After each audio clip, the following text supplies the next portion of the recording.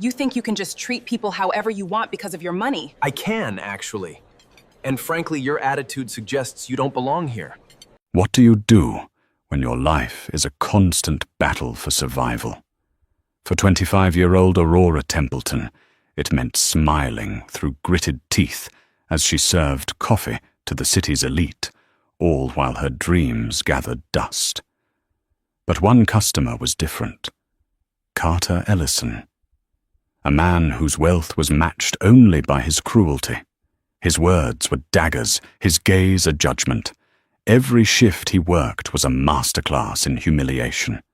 What she didn't know was that this man, this monster, who seemed determined to break her spirit, was bound to her by a secret forged in love and sealed by tragedy a quarter of a century ago.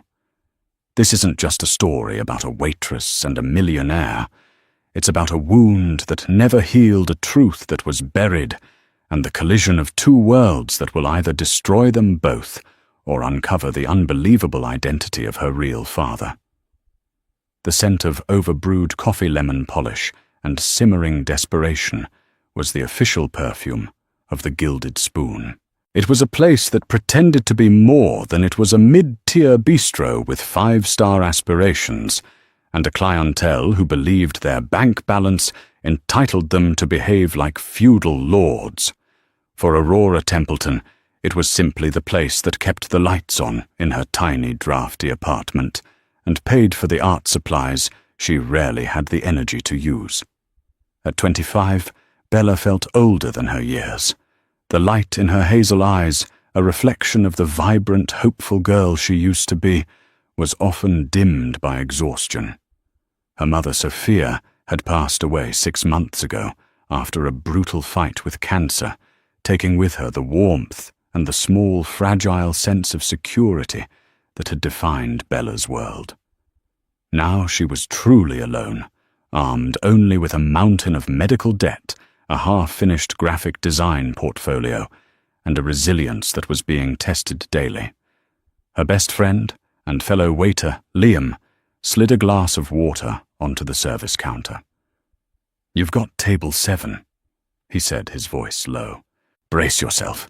It's him." Bella didn't need to ask who him was. Carter Ellison. The name alone was enough to make the staff's shoulders tense. He was a titan of industry, the CEO of Ellison Global Holdings, a man whose picture was frequently in the Financial Times, but whose personality was best captured in a horror novel. He came into the Gilded Spoon twice a week for lunch.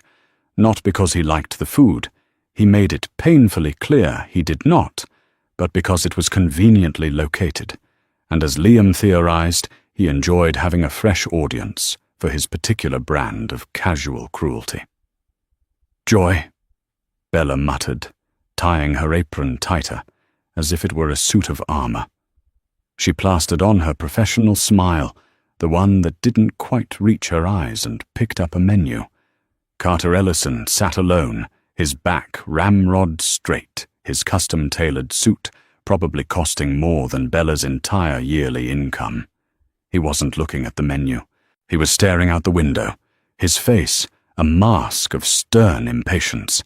He was handsome in a severe, sculpted way, with sharp cheekbones, piercing blue eyes, and silver-streaked dark hair, but there was no softness in his features, only a chilling authority. "Good afternoon, sir. Welcome to the Gilded Spoon. Can I get you started with something to drink?" Bella asked, her voice even and polite. He didn't look at her. His gaze remained fixed outside. "Sparkling water, Italian, with a single perfectly spherical ice cube and a wedge of lime, not lemon. The lime must be freshly cut. I can taste the difference if it's been sitting out."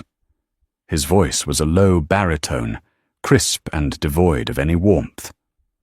"Of course, sir," Bella said, making a mental note of the needlessly complex order. It was his signature move, an immediate test of competence and subservience. She returned moments later with the water prepared exactly as he'd requested. She had personally selected the lime and sliced it herself. She placed it on the table with a steady hand. He finally turned his head, his cold blue eyes sweeping over her for the first time. It was a dismissive glance, the kind one gives to a piece of furniture that is slightly out of place. He picked up the glass, swirled it, and took a small sip.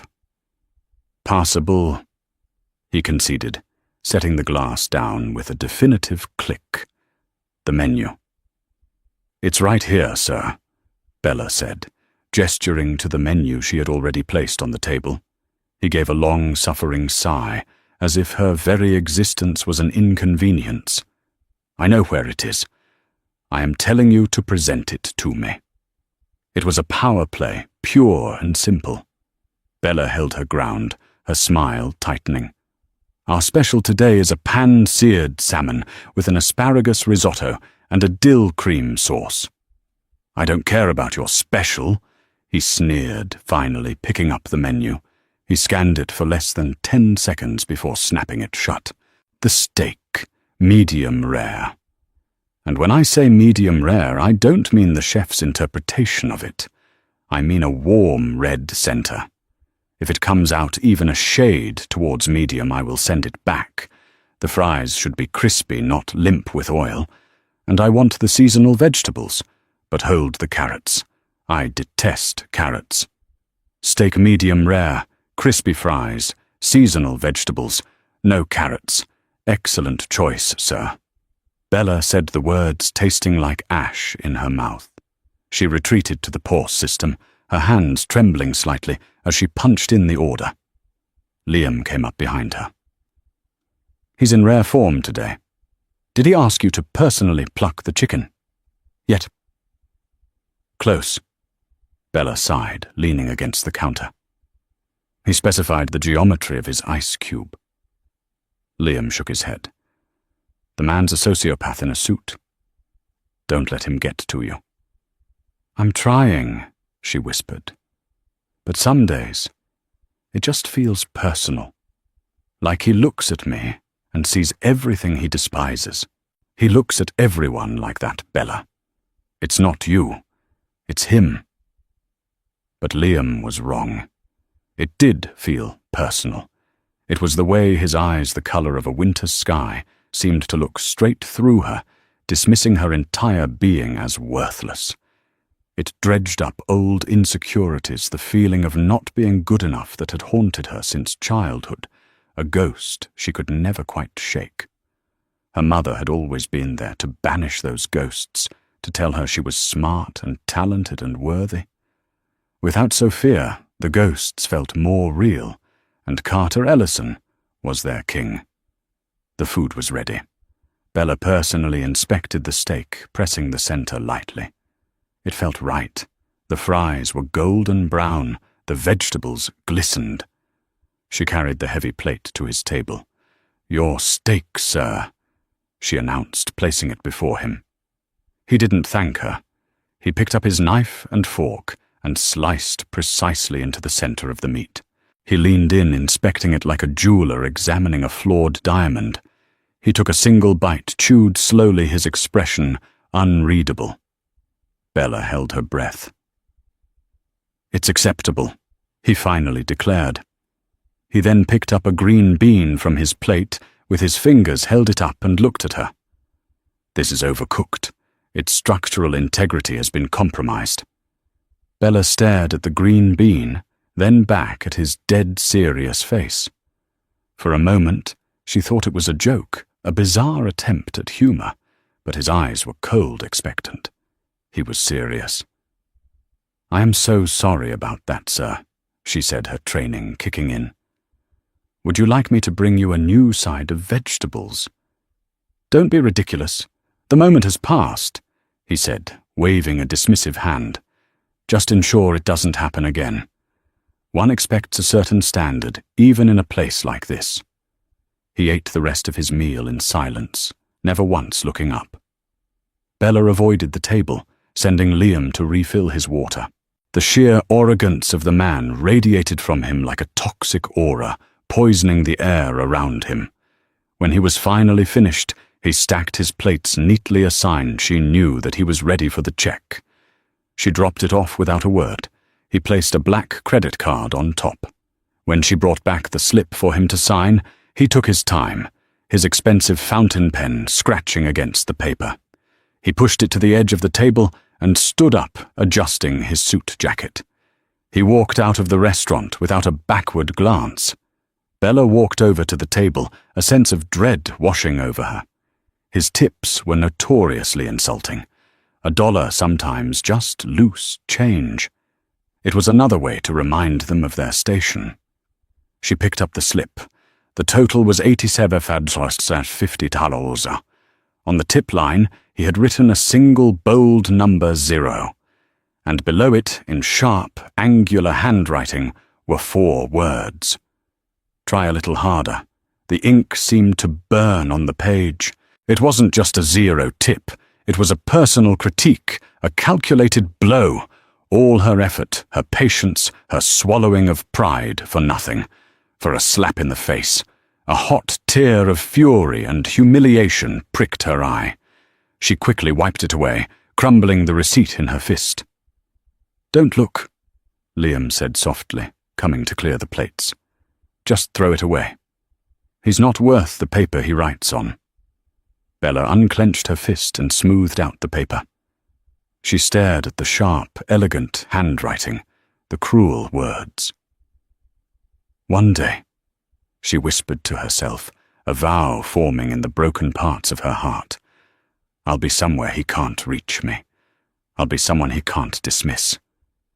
She didn't know then how prophetic those words would be, or how spectacularly, terribly wrong she was. Carter Ellison was already closer to her than she could ever imagine. The encounters with Carter Ellison became a grim ritual. Every Tuesday and Thursday, he would appear a storm cloud in a bespoke suit, and the air in the Gilded Spoon would grow heavy. He never varied his order, but he always found a new flaw. The soup was a degree too tepid. The bread wasn't crusty enough. The music was distracting. Each complaint was delivered with the same detached superiority, a surgeon dissecting a cadaver. Bella learned to cope by dissociating. She became a machine, a polite automaton that delivered food and absorbed insults without reaction. But behind the professional veneer, a slow-burning anger was solidifying into something harder, something that felt dangerously like hatred. One rainy Thursday, he was particularly vile. The restaurant was busy and the kitchen was backed up. His steak took 3 minutes longer than usual. "Is the cow being slaughtered to order?" he'd asked flatly when she apologized for the delay. When the food arrived, he claimed the fries were cold, though steam was visibly rising from them. He sent them back. When the fresh batch came, he ate 2 and left the rest, declaring his appetite ruined. He left no tip, but this time the note on the receipt read, "Perhaps a career requiring less precision would be more suitable." That night, Bella walked home in the drizzle, the cruel words echoing in her head. They stung more than the others, because they hit her where she was most vulnerable, her stalled ambition. Her dream of being a graphic designer felt more distant than ever. She spent her days serving people like Ellison, and her nights too exhausted to even open her sketchbook. His words weren't just an insult. They felt like a verdict on her life. She let herself into her small apartment, the one she and her mother had shared. It still smelled faintly of Sophia's favorite lavender soap. Most of her mother's belongings had been sorted, given away to charity, or packed into storage. But one thing remained sitting on the dusty top shelf of the hall closet, a large, sturdy shoebox sealed with yellowing tape. Sophia had called it her box of ghosts. It contained mementos from her life before Bella, a life she rarely spoke of. "Some things are best left in the past, tesoro mio," she would say, with a sad smile whenever a young Bella would ask about it. She'd made Bella promise not to open it until she was truly ready to understand. Bella hadn't known what that meant. After her mother died, she couldn't bring herself to touch it. The grief was too raw. But tonight was different. Ellison's relentless cruelty had hollowed her out, leaving her feeling disconnected from herself, from the person her mother had raised her to be. She needed a reminder of where she came from. She needed a piece of her mum. With a resolve she hadn't felt in months, she dragged a chair into the hall, climbed up and carefully lifted the box down. It was heavier than she expected. She sat on the floor, her heart pounding, a nervous rhythm against her ribs, and slit the tape with a kitchen knife. The scent of old paper and dried flowers wafted out. On top lay a stack of old vinyl records, mostly Italian crooners Sophia had loved.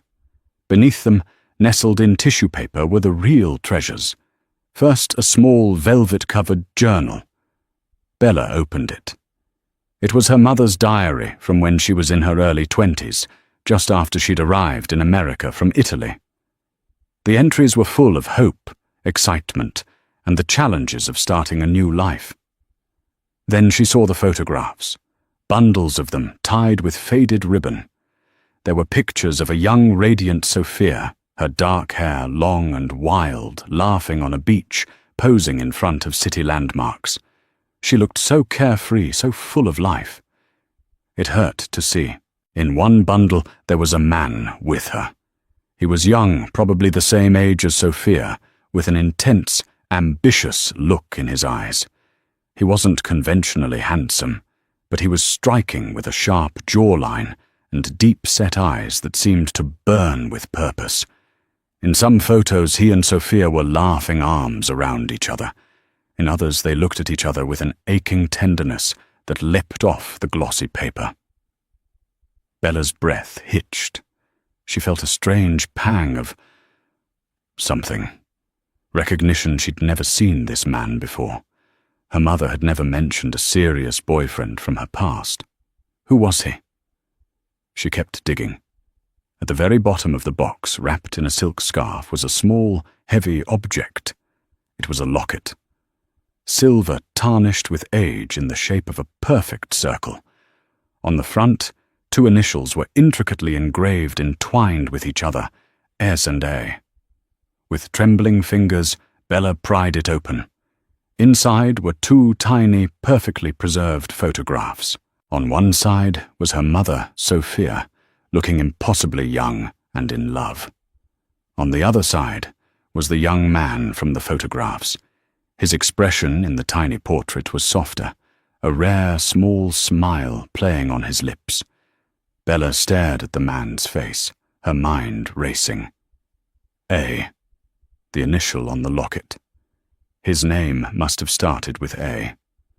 She looked closer at the face in the picture, at the sharp cheekbones, the intense eyes, the set of his jaw. A cold, horrifying familiarity began to creep up her spine. It was impossible. It had to be a coincidence, a cruel trick of the mind. She scrambled back to the pile of photographs, her hands shaking so badly she could barely hold them. She found the clearest photo of the young man's face and held it under the lamplight. She studied the shape of his eyes, his nose, the line of his mouth. Then she pulled out her phone and, with a sense of sickening dread, typed Carter Ellison Young into the search bar. The search results loaded. An old article from a business journal appeared titled Carter Ellison, the Making of a Mogul. It featured a black and white photo of him from 30 years ago, accepting some sort of entrepreneurial award. He was older than in her mother's photos, his hair shorter, a suit replacing the casual clothes. But it was him, unmistakably. The same piercing eyes, the same jawline, the same man. The phone slipped from her fingers and clattered to the floor. Bella stared at the locket in her palm. S&A, Sophia, and Carter. The air rushed out of her lungs. The room began to spin. Carter Ellison, the cruel, arrogant millionaire who treated her like dirt. The man whose casual insults had haunted her for months. The man she hated with every fiber of her being. She scrambled for the diary, her mind a chaotic storm of denial and horror. She flipped through the pages, her eyes scanning the neat, looping script for a name. And there it was. October 12th. Carter gave me a locket today. It's the most beautiful thing I've ever seen. He said the S&A stands for Sophia and Carter always. I feel like my heart could burst. He talks about his plans, his company, Ellison something or other. He says one day he'll be on top of the world, and he wants me there with him. I believe him. I would follow him anywhere. Bella's blood ran cold. It wasn't a coincidence. It was a fact, a terrible, world-shattering fact. This man, her personal tormentor, had loved her mother. Her mother had loved him. The questions came in a flood, each one more painful than the last. What happened? Why did they break up? And the most terrifying question of all, the one that was now screaming in her mind, refusing to be silenced. Did he know about her? Was Carter Ellison, the monster from Table 7, her biological father? She felt a wave of nausea so profound she had to brace herself against the wall. She looked from the loving face of the young man in the locket to the cruel, dismissive face she saw twice a week. They were the same person. How could they be? She sank to the floor, surrounded by the ghosts of her mother's past. The hatred she felt for Carter Ellison was now tangled with a dizzying, sickening cocktail of confusion, betrayal, and a deep, aching grief for a story she never knew. Her life, which had felt small and difficult, had just fractured into a million incomprehensible pieces. And at the center of it all was the face of the man she had to serve in the morning. Sleep offered no escape. Bella's dreams were a feverish collage of images, her mother's smiling face melting into Carter Ellison's cold sneer, the engraved locket growing heavy in her hand, pulling her down into darkness, the sound of his voice saying, "Try a little harder," over and over again. She woke up feeling like she'd been run over, the harsh reality of her discovery settling in her bones like a permanent chill. He was her father. The words felt foreign, impossible. A father was meant to be a source of protection, of love, of identity. Carter Ellison was a source of humiliation and anxiety. The chasm between the man in Sophia's diary, the passionate, ambitious Al, who promised her the world, and the callous tycoon who critiqued her service, was too vast to comprehend. Her first instinct was to run, to quit her job, pack her bags, and disappear. Let him sit at Table 7 and torture someone else. But where would she go? Her financial situation was a razor's edge. Quitting without another job lined up was a luxury she couldn't afford. So she did the only thing she could. She went to work. The walk to the Gilded Spoon felt different. The city streets, the familiar faces, her own reflection in the shop windows, everything seemed alien. She was no longer just Aurora Templeton, struggling waitress. She was Aurora Templeton, the secret, unknown daughter of Carter Ellison. The thought was so absurd, it bordered on hysterical. When she walked into the restaurant, Liam greeted her with his usual cheerful smile. "Hey, you look like you've seen a ghost." "Worse," she mumbled, tying on her apron. It felt like a costume, a disguise. "I think I'm living with one." She couldn't tell him. The secret was too new, too monstrous. It felt like a fragile, throbbing wound. To speak it aloud would be to make it irrevocably real. For the first few hours, she moved through her shift in a daze. She refilled coffee cups, took orders, and cleared plates, but her mind was elsewhere, sifting through the contents of the box. She had stayed up half the night reading her mother's diary. The entries painted a vivid, heartbreaking picture. Sophia and Carter had met at a university library, where she was shelving books part-time. He was a business student, consumed by his vision for a future empire. He was brilliant, driven, and back then utterly captivated by Sophia's warmth and spirit. He called her his anchor, the one who kept him grounded. But as his ambitions grew, a shadow fell over their romance. His focus shifted from them to him. The diary entries became tinged with sadness. March 4th. Carter was supposed to meet my friends tonight. He cancelled at the last minute for a networking event. He said, "These people matter, Sophia. This is the foundation." I wanted to ask him, "Don't I matter?" But I didn't. May 21st. We had a fight. A bad one. I said he was becoming cold, that his company was the only thing he truly loved. He told me I didn't understand the pressure he was under, that I was being sentimental. He didn't look at me when he said it. He looked at his business plan spread across the table. The final entry about him was stark and painful. June 15th. It's over. He said he needed to be ruthless to succeed, and that meant no distractions. He said he loved me, but that love was a luxury he couldn't afford right now. He is moving across the country to launch his first big venture. He didn't ask me to come. He didn't even leave the door open. He just left. He chose his dream over me. There was no mention of a pregnancy. Bella checked the dates. The breakup was in June. Her birthday was the following February. The timeline was undeniable. Sophia must have found out she was pregnant after he was already gone, and she had chosen to raise her daughter alone, never telling the man who broke her heart that he was a father. A wave of fierce, protective love for her mother washed over Bella. She pictured Sophia young and alone in a foreign country, choosing to face pregnancy and single motherhood rather than go back to a man who had called her a distraction. Her mother had shielded her from him, from his coldness, from his ambition. She had given Bella a life filled with love, even if it was also filled with struggle. The bell above the restaurant door chimed, and Bella's head snapped up. Carter Ellison walked in. Her heart hammered against her ribs. It wasn't just a rude customer anymore. It was him, her father, the man who had abandoned her mother.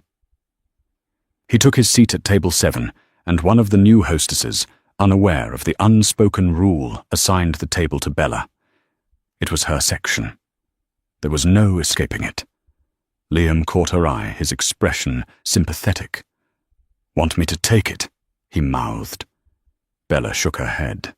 A strange, defiant resolve settled over her. She had to do this.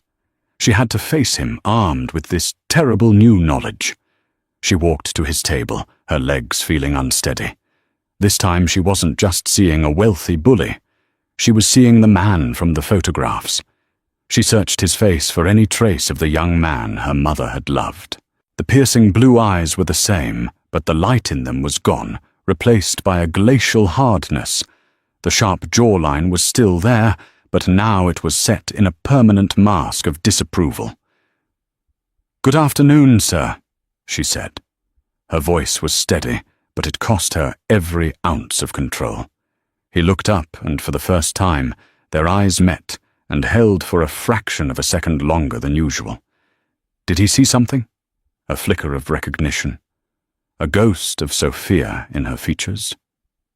No. His expression remained unchanged, cold, imperious. "The usual," he said, already dismissing her to look out the window. As Bella walked away, she felt a profound sense of emptiness. She had half expected, or perhaps dreaded, some sort of sign, some spark of connection. There was nothing. To him she was still just the waitress, a faceless cog in the machinery of his day. The knowledge changed everything about the interaction. Every demand he made, every sigh of impatience, was no longer just the rudeness of a stranger. It was the neglect of a father.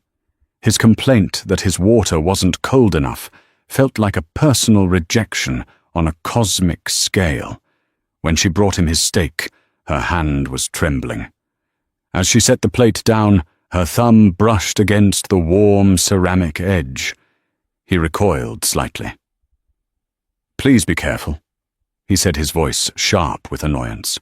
"I don't particularly want your fingerprints on my plate." The word struck her with the force of a physical blow. Your fingerprints. Her fingerprints. The fingerprints of his own daughter. Something inside Bella snapped. The careful facade of the professional waitress cracked. She didn't lash out. She didn't cry. Instead, a chilling coldness settled over her, mirroring his own. She looked him directly in the eye. Her own hazel eyes, so much like her mother's, were flat and hard. "My apologies, sir," she said, her voice devoid of its usual forced warmth. It was clipped professional, but utterly hollow. She turned and walked away without another word. For the rest of his meal, she was a ghost. She did her job with icy efficiency, but she offered no smiles, no pleasantries. She refilled his water from a distance. She cleared his plates in silence. She was a presence, but she was no longer trying to please him. Carter noticed the change.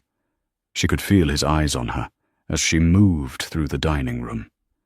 His brow was furrowed in a slight frown. He was used to her trying to her, placating him. This new cold defiance was something different. It was something he wasn't controlling. It piqued his interest like a malfunctioning cog in a machine he expected to run perfectly. When he was done, she dropped the check on his table without a word. As he prepared to sign, he looked up at her one last time, a question in his cold blue eyes. Bella met his gaze and held it, her expression unreadable. For a moment, they were just two people, locked in a silent battle of wills, the vast unspoken history hanging between them like a curtain of glass. Then he looked away, signed the slip, and left. Bella walked over to the table, her heart a cold, heavy stone in her chest. She already knew what she would find, a 0 on the tip line. But this time she didn't care about the money. She was looking for the note. There was one, in the same sharp, angular script, an improvement. Silence is golden. Bella didn't crumble the receipt. She folded it neatly and put it in her apron pocket. It was evidence, another piece of the puzzle of who this man was. He preferred her silent and invisible. He had no idea how much of his own history he was trying to erase. The following weeks were a strange, tense dance. Bella continued her cold, efficient service, and Carter continued to watch her with a mixture of annoyance and curiosity. The dynamic had shifted. She no longer felt like a victim cowering before him. Armed with her secret, she felt powerful in a tragic sort of way. She knew who he was while he remained blissfully, cruelly ignorant. The knowledge was a shield. Her life outside the restaurant, however, was crumbling. The emotional toll of her discovery was immense. She spent her nights staring at the locket at her mother's diary, trying to reconcile the two Carters. Her graphic design work sat untouched. Her grief for her mother was now complicated by a fresh anger at the man who had caused her so much pain. Liam knew something was deeply wrong. "Bella, you have to talk to me," he pleaded one evening after a shift. "You're like a walking shadow. Is it about Ellison? Did he do something?" "He's always doing something," she deflected, unable to share the impossible truth. "I'm just tired of it." The breaking point came on a Tuesday in late autumn. The restaurant was unusually quiet. A young waiter, a nervous kid named Tom, who was only on his third shift, was assigned the section next to Bella's. By a stroke of bad luck, a large party cancelled, and the manager reseated Carter Ellison in Tom's section.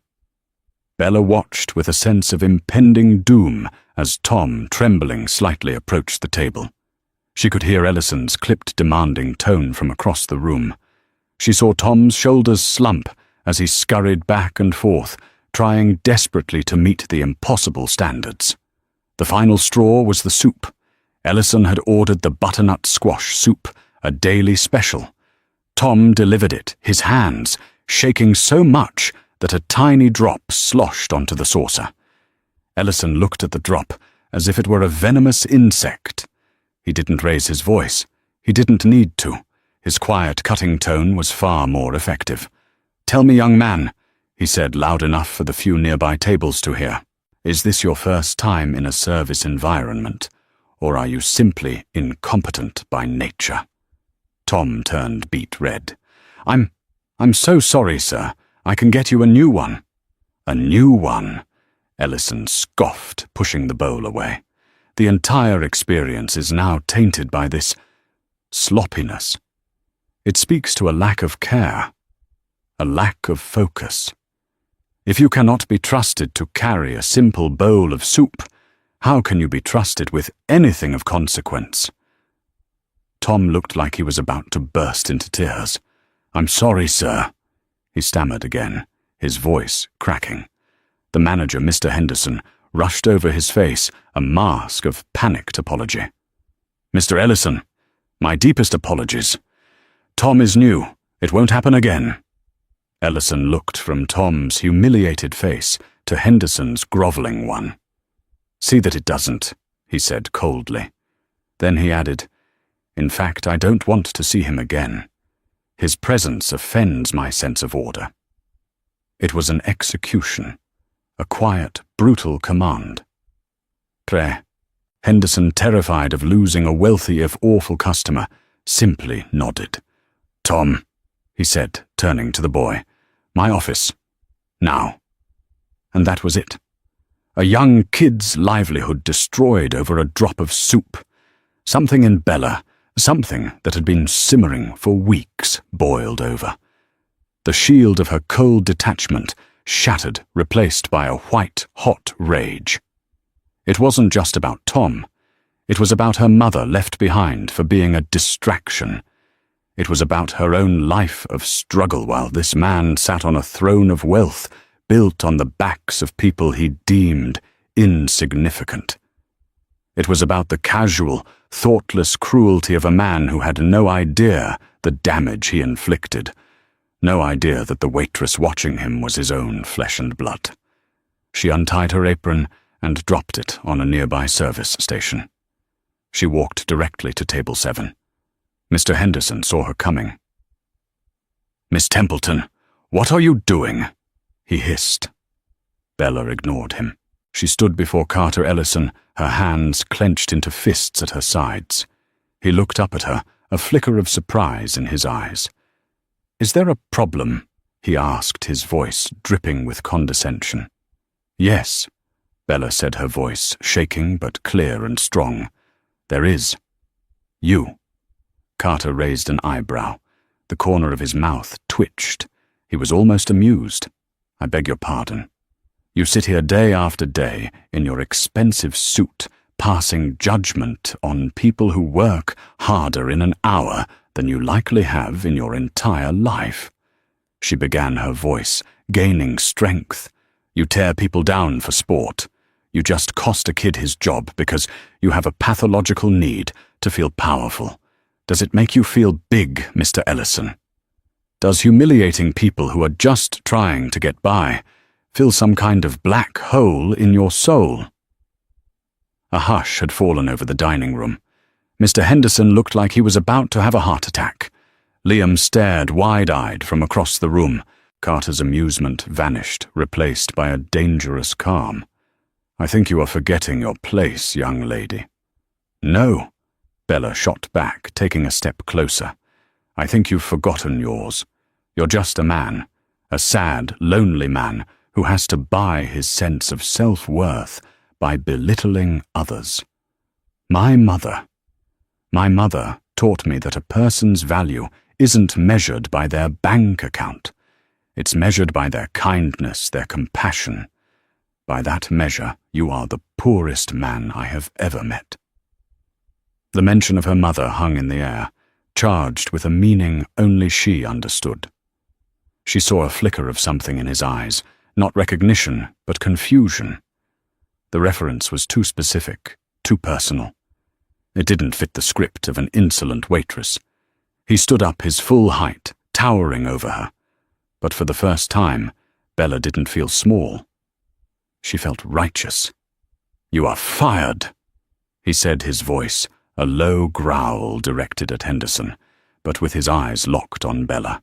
"You can't fire me," Bella said with a bitter laugh. "I quit." She turned, not looking at Henderson's apoplectic face or Liam's stunned one. She walked straight to the staff room, grabbed her worn coat and her bag, which held her sketchbook and her dreams. She walked out the back door into the alley past the dumpsters and the discarded kitchen scraps and didn't look back. She was unemployed. She was terrified. But as the cool autumn air hit her face, she felt a profound sense of release. She had finally spoken. She had stood up to him, not as a waitress, but as a person, as Sophia Templeton's daughter. She had no idea that her final defiant words had planted a seed of doubt in Carter Ellison's mind, a seed that was about to grow into a truth that would shatter his carefully constructed world. Carter Ellison returned to his sterile, silent penthouse that evening, feeling unsettled. The girl's outburst was an anomaly, a disruption to the predictable order of his world. Employees and service staff were meant to be invisible, or at the very least, placidly obedient. He had been challenged, insulted, and berated in public by a common waitress. It was infuriating. Yet it was more than just anger. Her words echoed in the vast emptiness of his apartment. A sad, lonely man. The poorest man I have ever met. And the strangest part my mother taught me. Why would she bring her mother into it? It was an odd, intimate detail in an otherwise professional confrontation. And her eyes, there was a fire in them. He hadn't expected a defiant strength that was both infuriating and strangely familiar. He sat in his leather armchair, a glass of untouched scotch on the table beside him, and found he couldn't get her face out of his mind. The incident had left a crack in his composure. The next morning, his formidable executive assistant, Evelyn Hayes, entered his office with his daily schedule. Evelyn was a sharp, efficient woman in her 50s who had been with him for over a decade and was one of the few people who could tolerate his temperament. "Good morning, Mr. Ellison," she said, her tone crisp. "Evelyn," he began, forgoing his usual morning briefing. "I need you to find someone for me." She paused, tablet in hand. "A business acquisition?"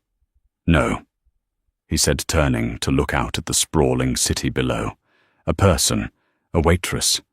She worked at a restaurant called The Gilded Spoon." Evelyn's professional mask didn't slip, but he saw a flicker of surprise in her eyes. "A waitress, sir.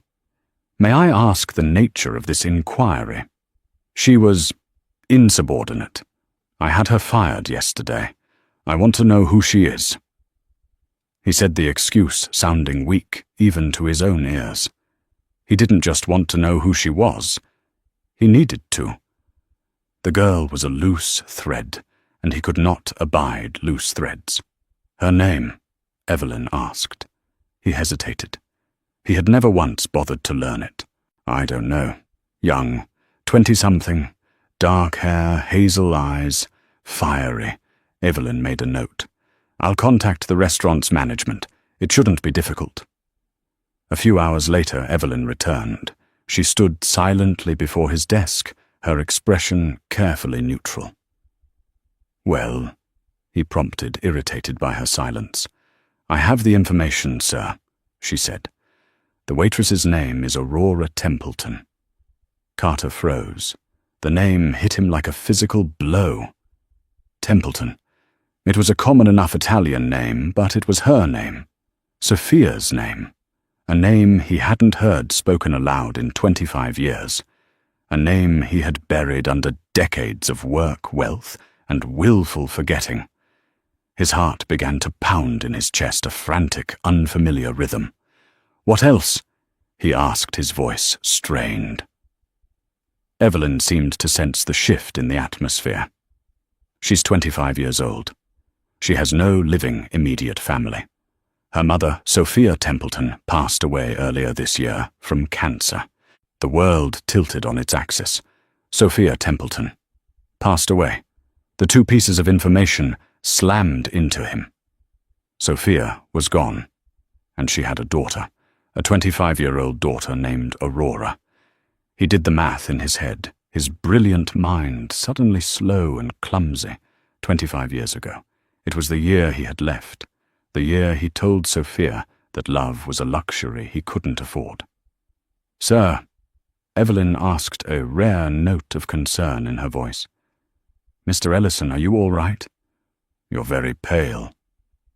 He couldn't breathe. The waitress. Aurora. Her defiant eyes. The mention of her mother. It wasn't a coincidence. It was a confrontation he hadn't even known was happening.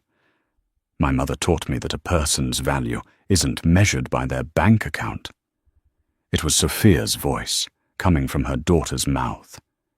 He was her father. The girl he had tormented, insulted, and had fired from her job was his own daughter. The enormity of it was suffocating. The guilt was a physical thing, a crushing weight on his chest. All these years he had lived in ignorance building his empire, while Sophia raised their child alone, struggling. And then, at the end of her life, he had inadvertently stumbled back into their world, not as a long-lost father, but as a villain. "Get me her address," he commanded, his voice hoarse. "Sir, I'm not sure that's—" "Now, Evelyn!" He thundered, his composure shattering completely. Evelyn, shaken quickly, found the information. Meanwhile, Bella was at her apartment, surrounded by packing boxes. She had called Liam and told him everything: the box, the diary, the fact that Ellison was her father. He had listened in stunned silence before rushing over, bringing pizza and a fierce, protective loyalty that made her cry with relief. "So what now?" he asked, sitting on the floor amidst the clutter.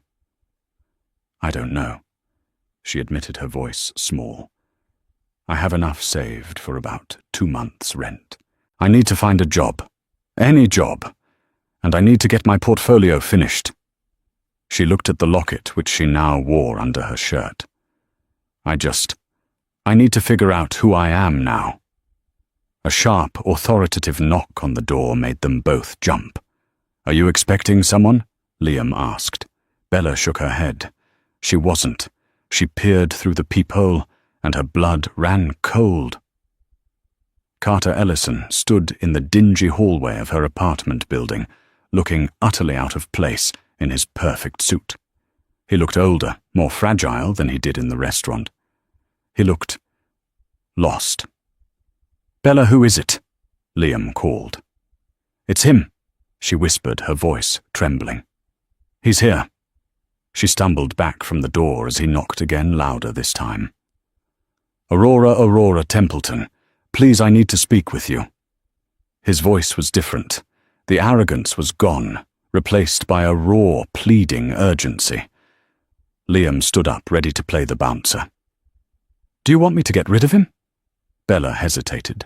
Her mind was screaming at her to say yes, to tell him to leave and never come back. But her heart was a confused, treacherous thing. This was her father.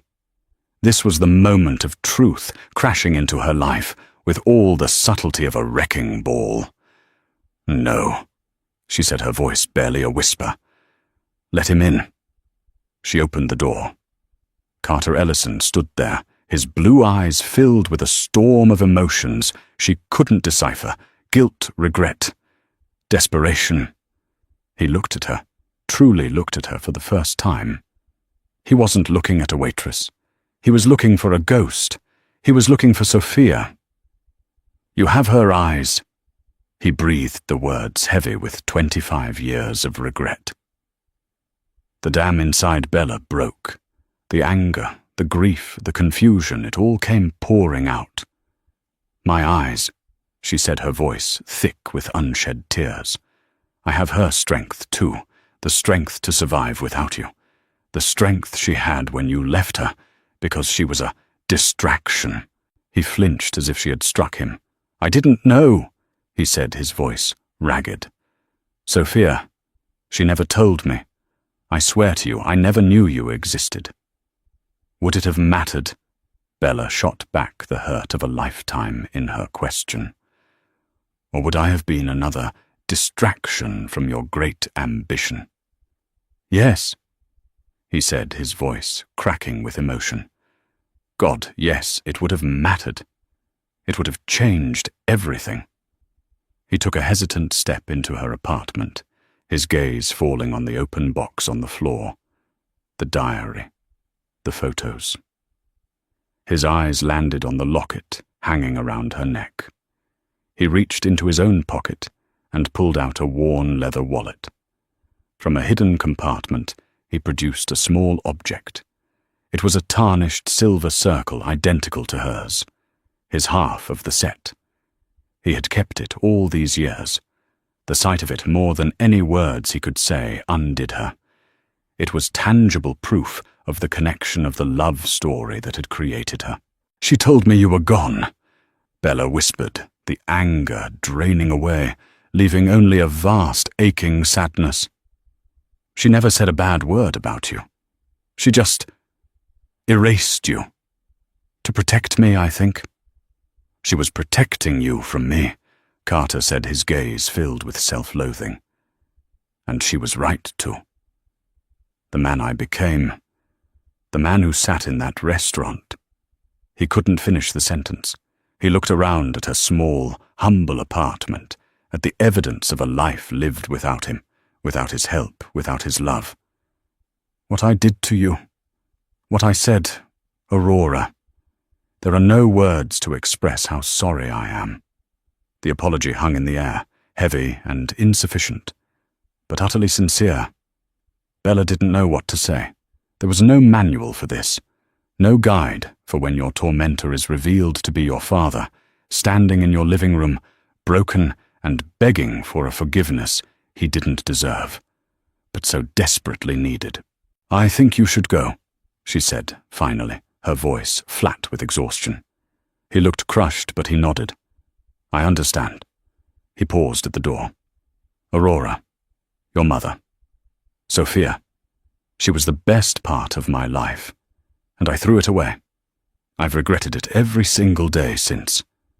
He turned and left the sound of his footsteps echoing down the hall until there was only silence. Bella sank onto the floor, the tears she had been holding back for weeks finally falling. Liam put a comforting arm around her. It wasn't a happy ending. It wasn't a reunion. It was a beginning, but the beginning of what she had no idea. It was just the wreckage of 2 lives finally laid bare. The silence left in Carter's wake was heavy and profound. He did not call or reappear. His first contact was a simple hand-delivered envelope a week later. Inside, a letter written in his sharp, familiar script offered no excuses, only stark accountability. Aurora, it read. The word sorry is meaningless for the pain I caused. I cannot undo the past. I only hope that one day you might allow me the chance to begin to try and earn your forgiveness. In my research, I found a review of a gallery showing, from 26 years ago. Your mother's name is mentioned. She was a painter, too. A brilliant one. Tucked behind the letter was a faded newspaper clipping, praising the vibrant work of an exciting newcomer, Sophia Templeton. Bella stared at it, tears blurring the words. Her mother had packed away her own artistic dreams. This small piece of her past was a gift only Carter could have given, not an apology, but an offering. It was the first stone in a fragile bridge.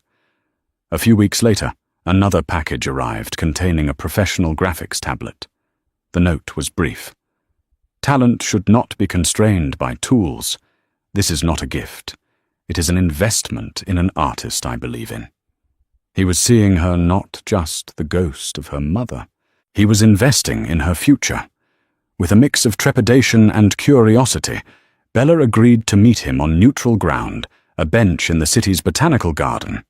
He arrived not in a suit, but in simple casual clothes, looking older and weathered by a regret that seemed to have settled deep in his bones.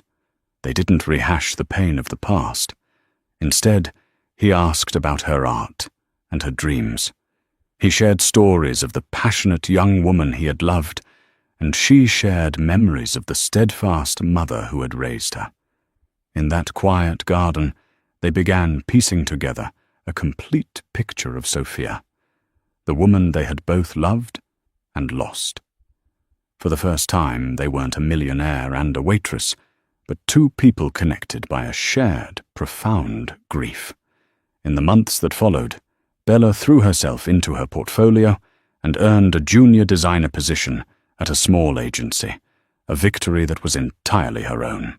Carter began to make amends in his own way, quietly starting a charitable foundation in Sophia's name to support young female artists. Their relationship remained a work in progress, built not on grand declarations, but on small, quiet moments, a shared coffee, a walk through a museum, a respectful phone call. It wasn't the relationship Bella ever could have imagined, but it was real. They were two strangers, bound by blood and tragedy, taking the first tentative steps on a long road toward each other, creating a fragile but hopeful new beginning. And so a story that began with cruelty and humiliation in a noisy restaurant finds its fragile peace in the quiet of a city garden. Bella and Carter's journey is a powerful reminder that our lives are not defined by the secrets we keep, but by what we do once those secrets are brought into the light. It proves that redemption isn't a single act, but a long, difficult road of trying to be better day by day. Their story is far from over, but for the first time, it's a story they are starting to write together. If this story of heartbreak discovery and the incredible power of forgiveness touched your heart, please let us know by hitting that like button. Share this video with someone who loves a story about the unbreakable bonds of family. And most importantly, subscribe to our channel and turn on notifications so you don't miss our next real-life drama. What would you have done in Bella's shoes? Let us know in the comments below.